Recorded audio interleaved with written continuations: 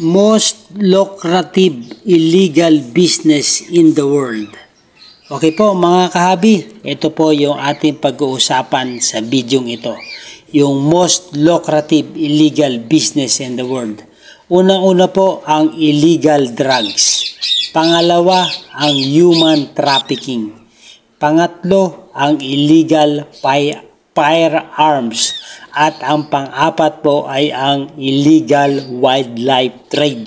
So yun po ang nakakabahala po. Dahil sa illegal wildlife trading, ito po ay nagiging pang-apat na lucrative illegal business in the world.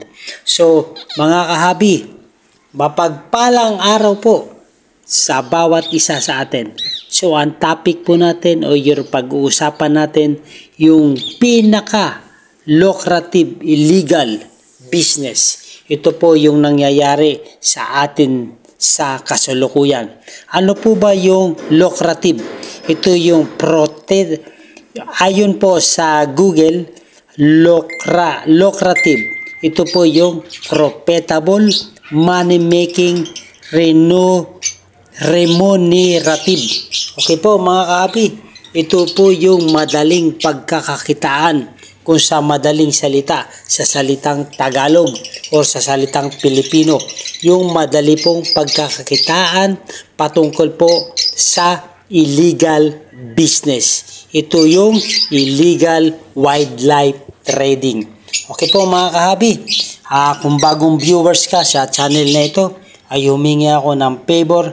Please subscribe my YouTube channel, Olen Avery at iba pa.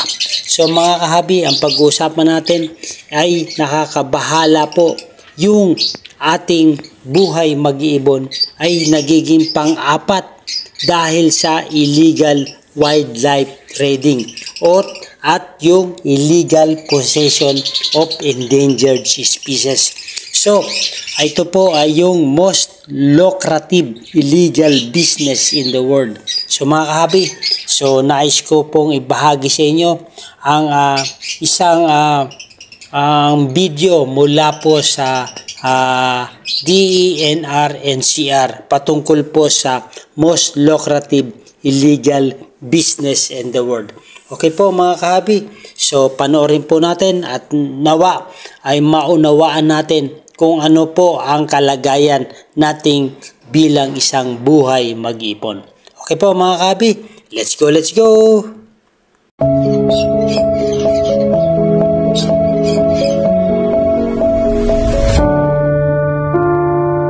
Ang National Capital Region o pambansang punong rehiyon, ang kabiserang rehiyon ng Pilipinas, ay isa sa mga itinakdang kalakhang pook ng bansa. At magpahanggang ngayon, ito pa rin ang sentro ng industriya, komersyo at kalakalan ng bansa. Pagdating sa usapin ng kalakalan, kilala rin ang Kalakhang Maynila sa illegal wildlife trade. Ito ang nagsisilbing bagsakan ng mga buhay ilang na hinuhuli at binibenta ng iligal sa iba't ibang panig ng rehiyon at maging sa online market. Base sa mga pag-aaral, ang illegal wildlife trade ay pumapang-apat na sa most lucrative illegal business o ang mga kumikitang illegal na negosyo sa buong mundo. Ang illegal wildlife trade ay talamak sa National Capital Region, sa buong bansa at kahit sa buong mundo dahil na rin sa mataas na demand. At dahil dito, ito ang ginagawang negosyo ng karamihan. At ang kinikita dito ay unfortunately ginagamit din sa ibang mga krimen na isinasagawa ng mga organized groups. Sa talaan ng Department of Environment and Natural Resources o DENR, aabot sa 50 bilyong kada taon ang halaga ng illegal wildlife trade sa bansa. Ang DENR ang isa sa mga pangunahing ahensya ng pamahalaan na nagpapatupad ng Republic Act No. 9147 o ang Wildlife Resources Conservation and Protection Act, at ang sinumang mahuling lalabag sa nasabing batas ay may karampatang parusa. Ang illegal wildlife trade ay may penalty under Section 27E of RA 9147 na pagkakulong at multa. Depende sa classification or conservation status ng wildlife na involved. Halimbawa, kung ang illegally traded na wildlife ay Philippine eagle na classified as critically endangered, ang magiging penalty dyan ay posibleng imprisonment ng 2 years and 1 day to 4 years at ang penalty niya ay 5,000 to 300,000 pesos. Nasa discretion yun ng korte. Nais bigyang diin ng DENR sa publiko na ang pagkolekta, pag-angkin, pagbiyahe at pagbenta ng walang kaukulang dokumento at permit mula sa tanggapan ay mahigpit na ipinagbabawal ayon sa batas. Ang trade ng wildlife ay kailangan nating i-regulate para mapangalagaan, maprotektahan ang ating wildlife at ang kanilang tahanan. Kasi kung hindi natin gagawin ito, mauubos o mai-extinct ang mga wildlife species at darating ang panahon o mga henerasyon na hindi na sila makikita ng ibang mga generations.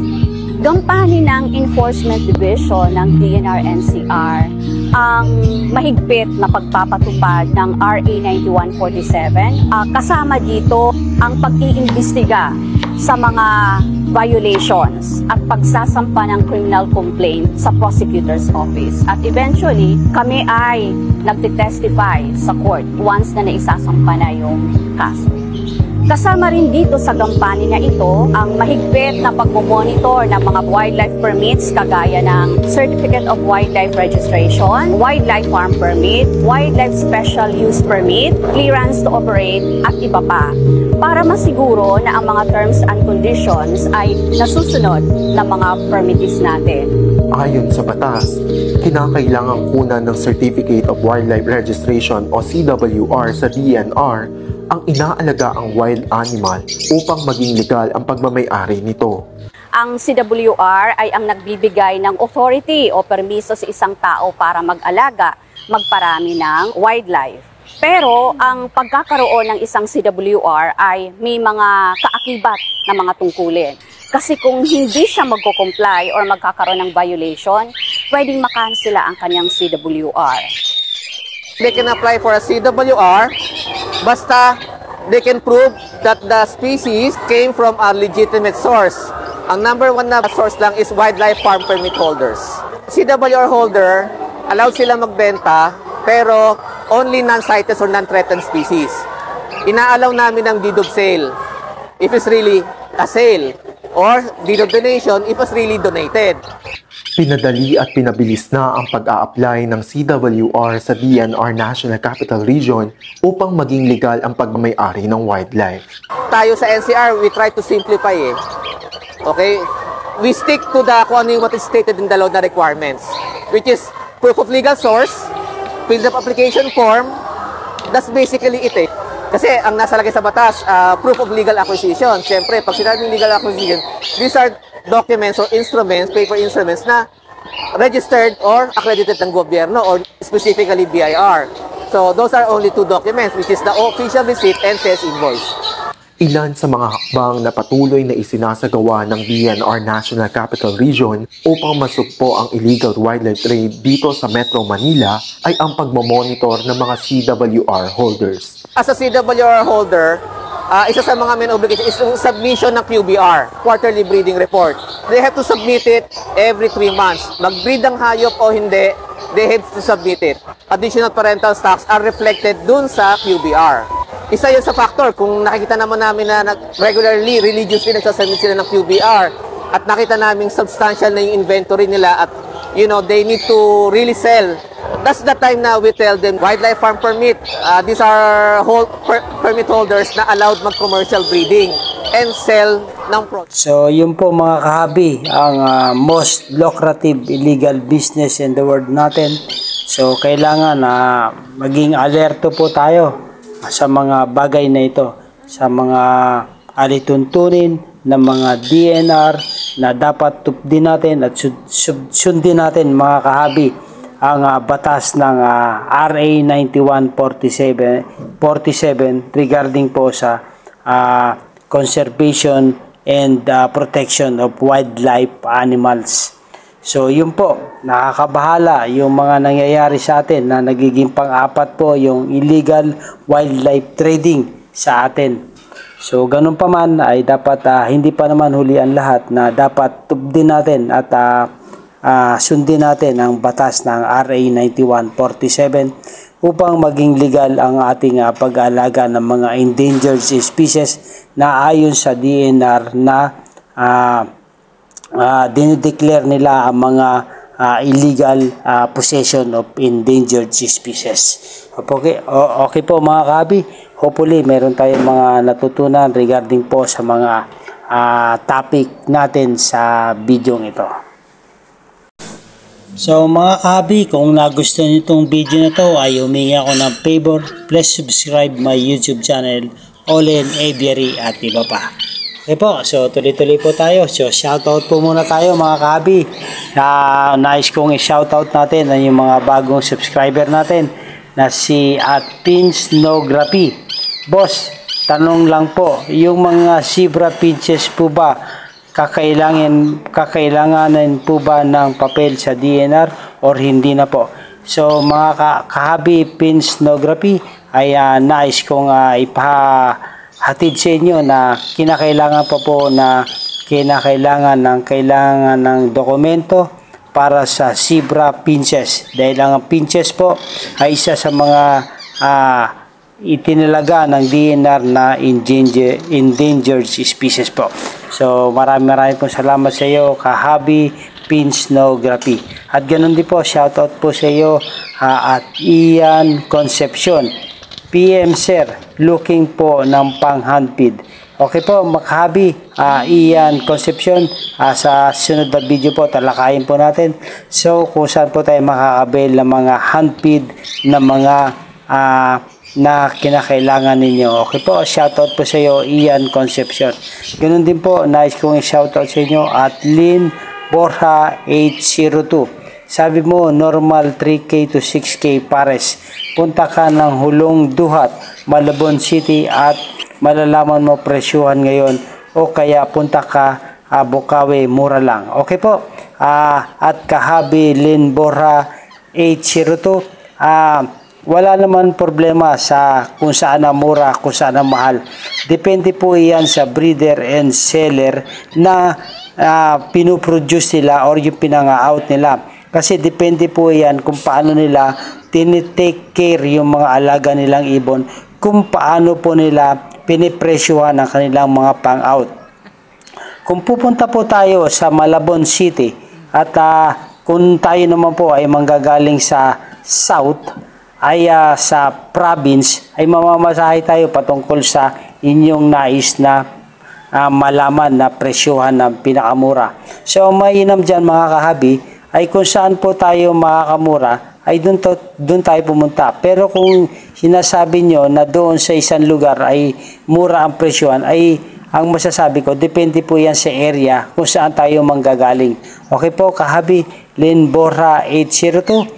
Maraming po sa inyo, maraming po salamat sa inyong suggestion patungkol po sa pinakamura na bilihan ng mga ibon. So mga kabi, nasa mga buyer na po yan kung saan sila mag-avail ng pinakamura.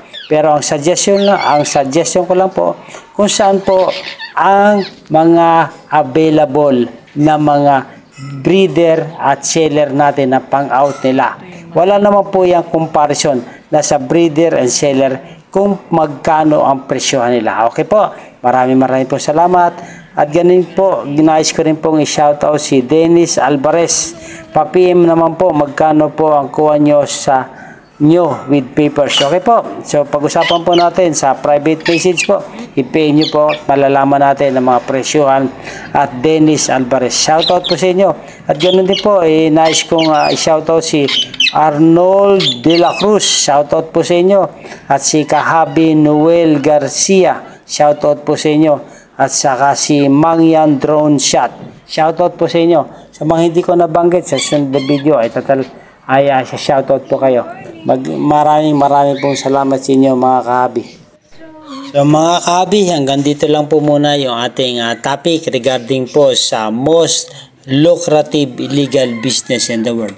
So nakakabahala po dahil pang-apat po sa lucrative na profitable money making remunerative ang illegal wildlife trading. So, kailangan po maging legal po yung ating pag-aalaga ng mga endangered species upang hindi po tayo mapabilang sa lucrative na illegal business in the world. Okay po mga kahabi, kung nagustuhan yung video na to, ay humingi ako ng favor. Please subscribe my YouTube channel, Olen Avery at iba pa.